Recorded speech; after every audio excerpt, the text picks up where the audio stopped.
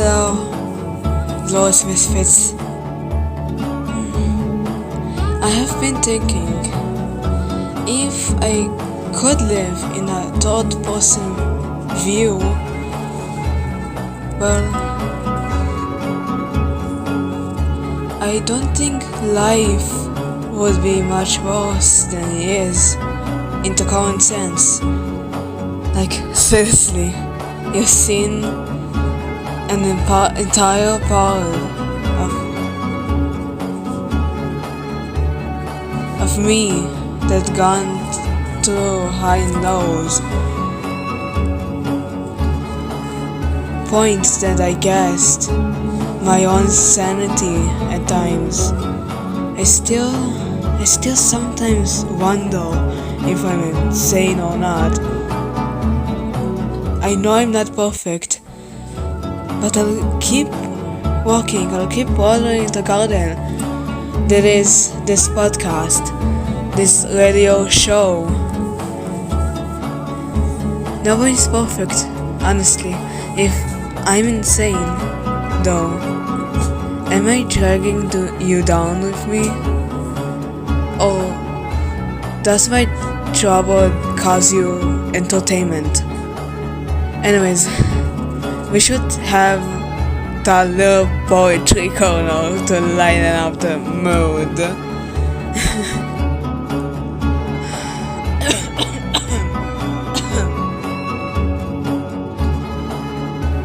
I sit by the window, watching shadows dance across the fading light. Each flicker, a whisper of you, a reminder of laughter that once filled these walls. A sound now tangled in silence. The clock ticks softly, measuring moments, each chime an echo, calling out your name to the stillness of the room. But the air holds no reply, only the weight of absence. I sit by the window, watching shadows dance across the fading light. Each flicker a whisper of you, a reminder of laughter that once filled these walls. A sound now tangled in silence. The clock ticks softly, measuring moments, each chime an echo, calling out your name to the stillness of the room. But the air holds no reply, only the weight of absence. I trace the line of photographs, frozen smiles, a time when tomorrow was a promise we shared. Now it drifts like autumn leaves, swirling in a restless wind that knows no home. I wish for your laughter, for the warmth of your voice, the light that danced in your eyes, but wishes slipped through my fingers, like sand on the shore. Each grain a reminder that some ties cannot be returned, or it cannot be turned. So I linger in the twilight, the world outside moving on, while I gather the pieces, holding them close, tender and fragile, learning to live with a heart that still carries you, whenever you may be. I hope you liked the poem. I think I'll keep making them. It's like therapy for me. I don't know what to say, it's just like therapy for me personally. I don't know what you think, glorious misfits, but they're calming me, at least.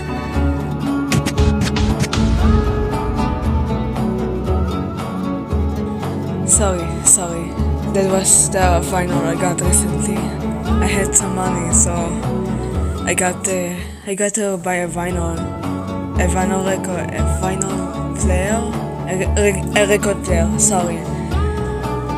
So I bought that and some vinyls along with it. Nice, and it's a nice touch in my room. To be honest, it's making me more comfortable in this safe haven. And now that I think about it, to walk to hell and back for the people who have my back now doesn't sound so bad. I hope they'll do the same towards me. I also have been catching on other podcasts too. I've been listening to Welcome to Nightvale, and now their podcast is so cool. I love how they deliver contact. Every episode gets me intrigued. If I'm honest, some days I listen to Welcome to Nightvale to get tired or just work on something. You don't know how awesome Welcome to Nightvale is. I sort of admire them and love how radio-like they are. Glorious Misfit.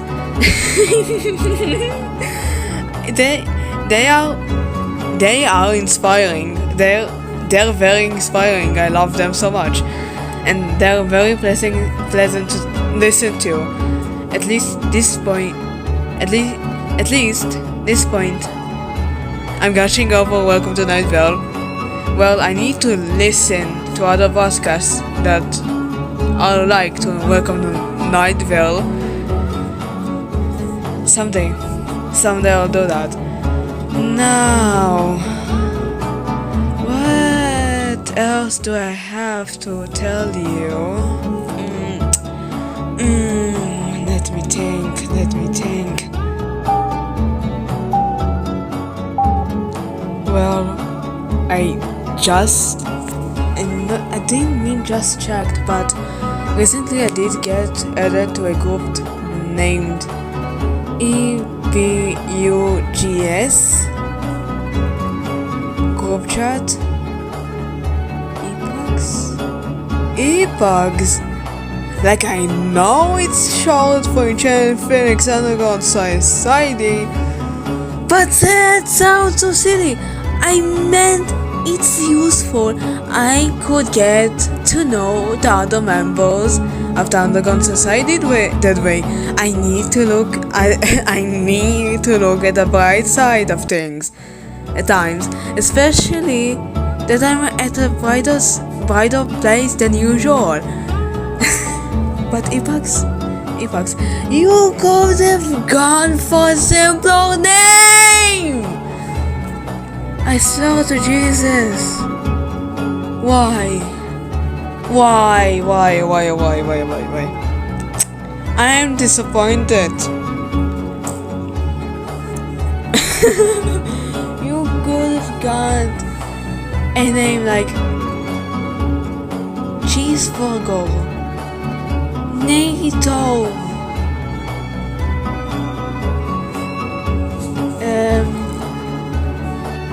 Just Enchanted Phoenix group chats.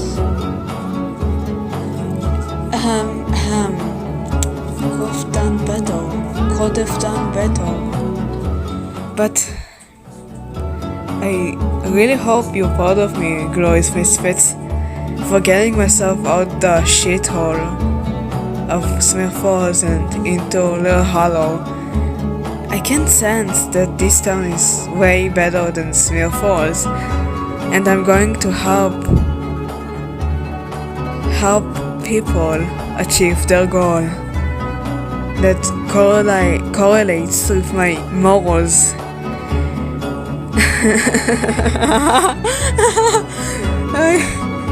Thanks for the memories, Smith Falls, even though they're not so great.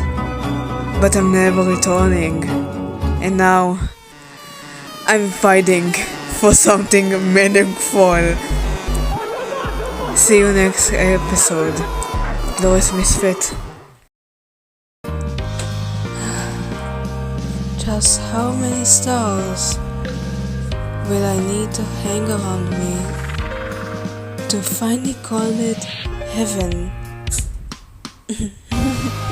I sometimes have the need for something bigger than the sky to hold it in my arms and know it's mine. I missed you, glorious misfits. I have to update you about my life during this time when I was gone.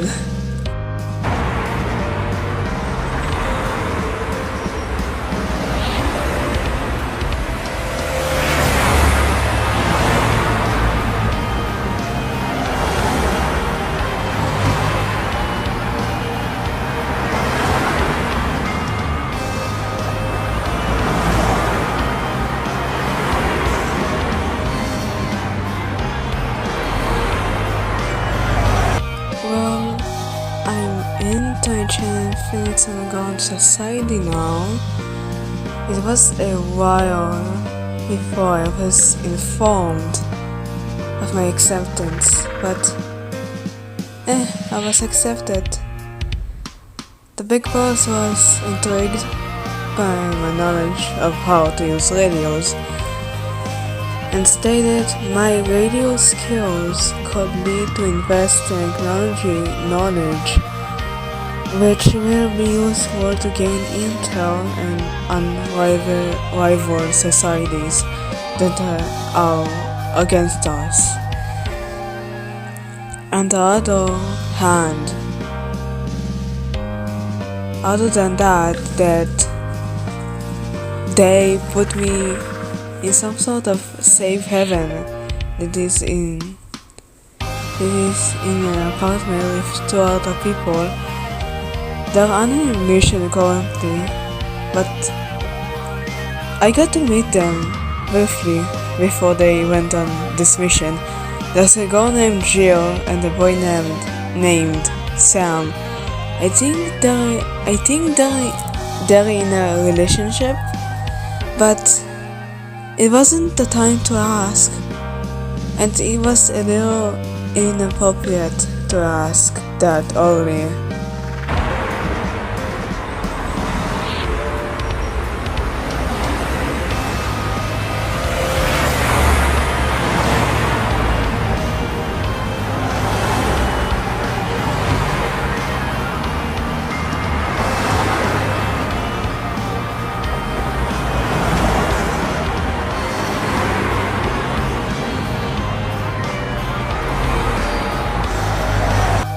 I live now in a place called Little Hollow. Nice place, if I must say myself. It's cozy and warm. I got there to explore a little because I found some money on the desk that was placed in my room in the safe haven apartment. I got to meet a few people in the town, a bit of the townsfolk. They were way nicer than the townsfolk in Smith Falls. They offered me little goods for moving in. I got nervous and refused. The townsfolk probably noticed my discomfort and nervousness, so they talked a little about the town and the life in the town itself. In the time I was gone, I got to be a little fond of poetry and the written art that people make. So I decided to make one. So a moment of poetry it is.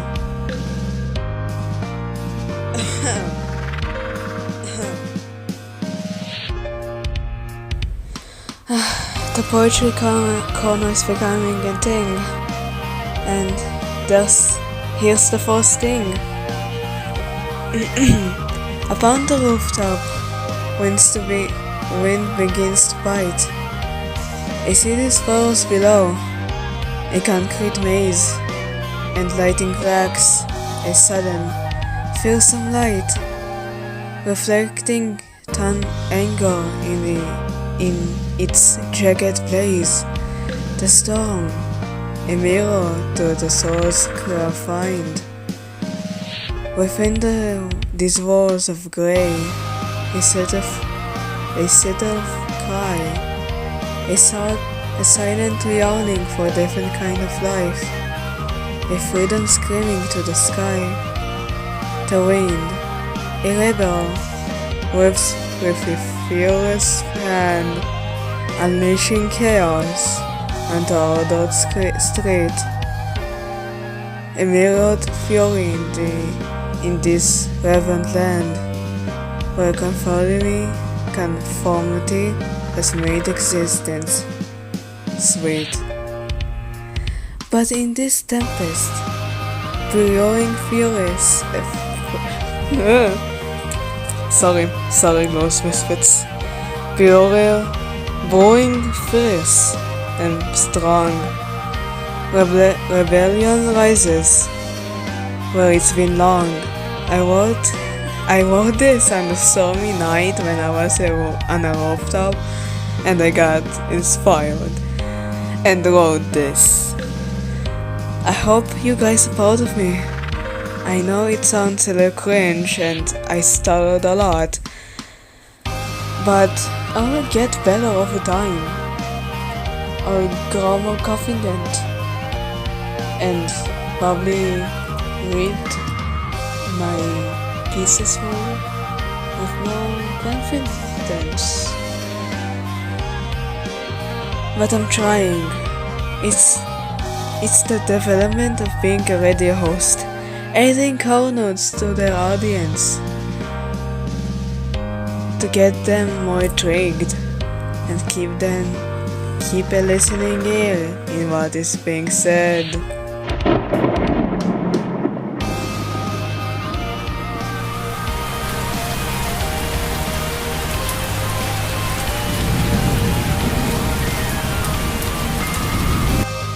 Wow, look at that! It started raining! What a surprise! Now that we are on the topic of rain, I somehow always liked it. I liked how calming it was to just sit at home with a heating source, making sure the house is warm while you do things like read, draw, do some sort of work. Also, remember Anonymous? He told me how he found me back then, and that fateful time on one of the episodes. He had his own radio, actually, that he found in his attic.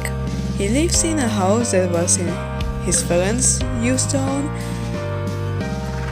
His parents used to own a house and he inherited it. It sounds weird to me, but who knows? He looked through the boxes in the attic and found the radio. He switched to the channels and suddenly stopped on mind. Being interested, he listened to a distress call. I think he said his house is located in a place called Knoxgold, something like that. I think it's near the Smith forces. I guess I can trust the Enchanted Phoenix Underground Society. That's long. Yet again, that's a long name. There's some sort of punk reforming society, reforming against the shitty government, and I can agree. There are probably more communities like Slim Forest that people don't interact with the outside world, or have very strict rules that bring unjust to people who can who never got to be outside or interact with people outside their towns or villages. Such unfairness! It's unjust, and I want to bring that to an end. Everyone deserves justice no matter what. I'll do my fucking best until I can utilize my own skills to the maximum and help the Phoenix Underground Society.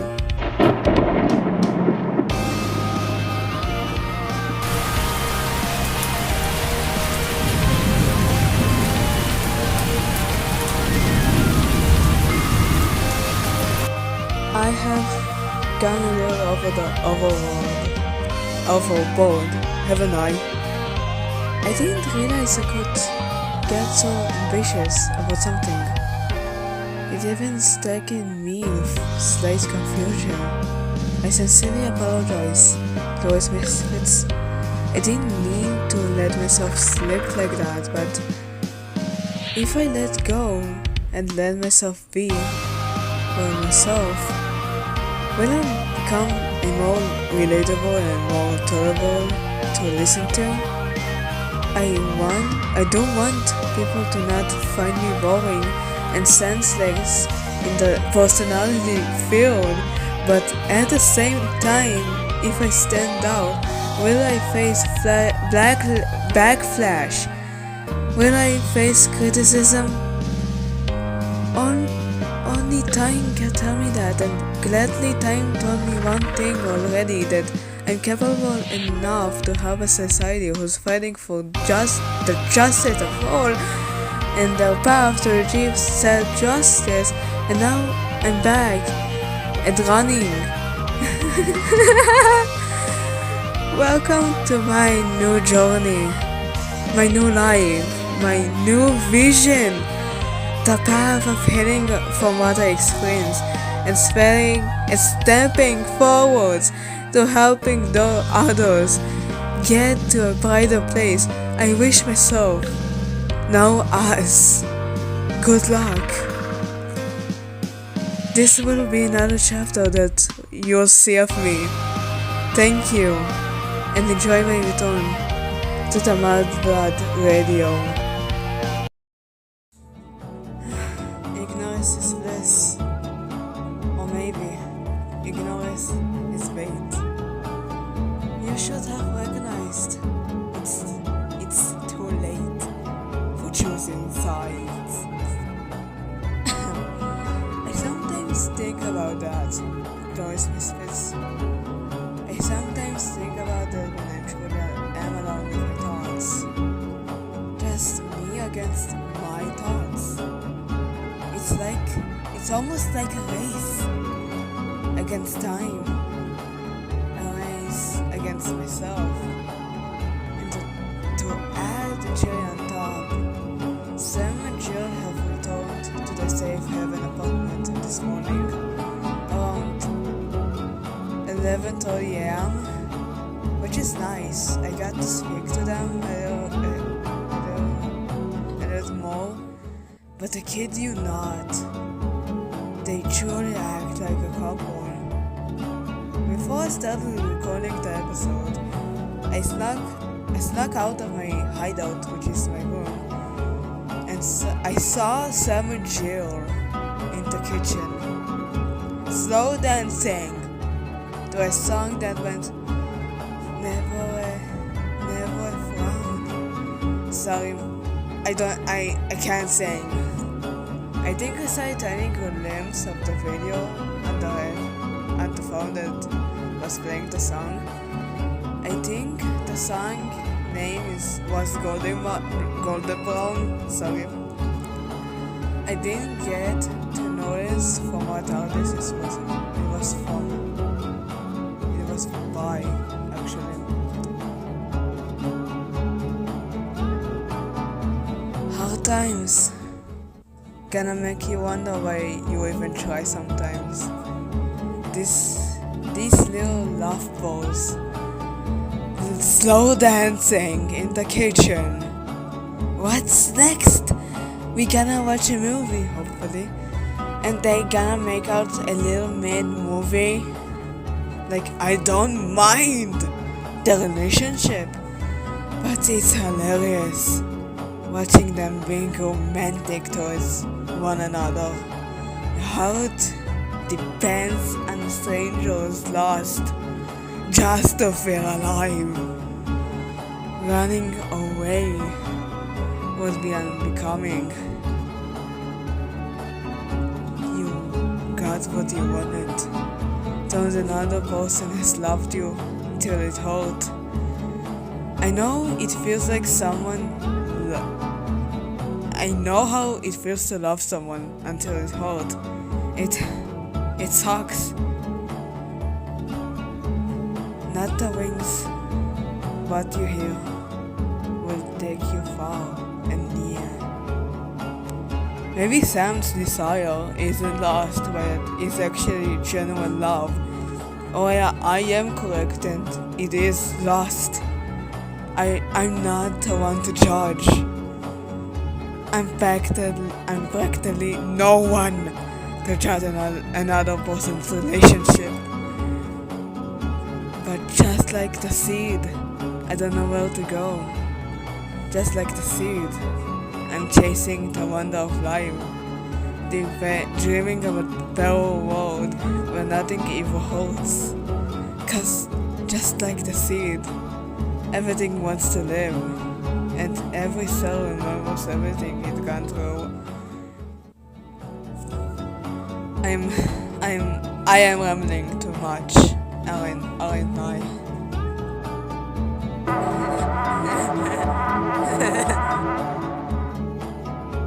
We should listen to the little poetry corner I made up. The poetry corner is really like therapy for me. It was a pleasure to burn the crackle of paper under the swift kiss of flame, a dance of light that flickers, a whisper of rebellion in the heart of the night, monuments of word and thought consumed in a fury breath. Their ashes rise like forgotten dreams, scattered in the winds of indifference, while shadows grin, the shadows that know the warmth of destruction's sweet embrace. The heat, a lullaby, wraps around like a lover's arm, intoxicating, euphoric. Each flicker a promise, each ember a secret, telling tales of what was there to be undone beneath the glow. Yet the ashes, the ghosts linger, silent yet shouting, a haunting symphony that will not be silenced. The echoes of laughter, the rustling of pages left upon in the void. It was a pleasure to burn, but beneath the smoke lies the weight of what is lost. The stories that yearn to rise again, to ignite in whispers, daring to be reborn.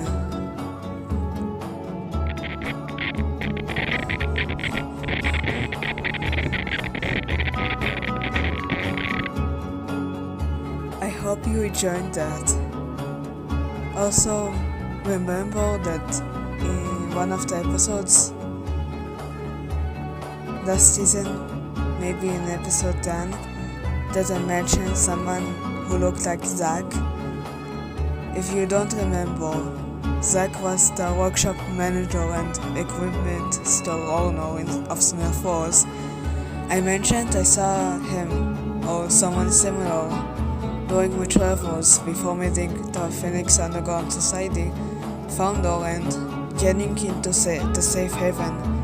So I think I saw him. I saw him at a dark alley while I was walking around the sidewalk in this town, in Little Hollow. I got no idea if it's Jack or not, He looked similar, like I mentioned. He looked really similar to him in an alley around the area of Karma Plaza. It's a plaza where there's a lot of stores, restaurants, and such. I like the cafe. It's named Lac Point Cafe. I visited the cafe like twice, and it was pretty cool. It had nature-like vibe to it, with fake vines hanging on the front windows, fading of forests or other landscapes, indie music and such. The staff was really super sweet and asked questions about me while my order was being made. I need to visit Lac Point Cafe again sometime soon. I liked how they made the toasts and iced lattes. Iced lattes taste so good. It tastes amazing. Back to our point, in the alley, I think there's someone who looked very similar to Zach. And I don't know if it's a good sign that he was there. I know I just pointed out the obvious, but if he's also a part of an underground society like me, or he's with the elite enforcers of Smil Falls, I need to keep a keen eye on that guy. I have a bad gut feeling about him, and I don't want to risk anything. Maybe I should tell Sam and Jill what I saw. They probably know what to do if that happens. I shouldn't worry too much. I'm safe now, in the safe haven apartment with Sam and Jill. Hopefully they find out something to do in that situation. Either way, I think I should make new friends in town, in El Hollow. Someone around my age that I can speak to and listen to. Someone to listen to my voice. I hope that you've been listening to my voice. Glorious Misfits. And I'll see you next episode. Good afternoon, Glorious Misfits. Good afternoon.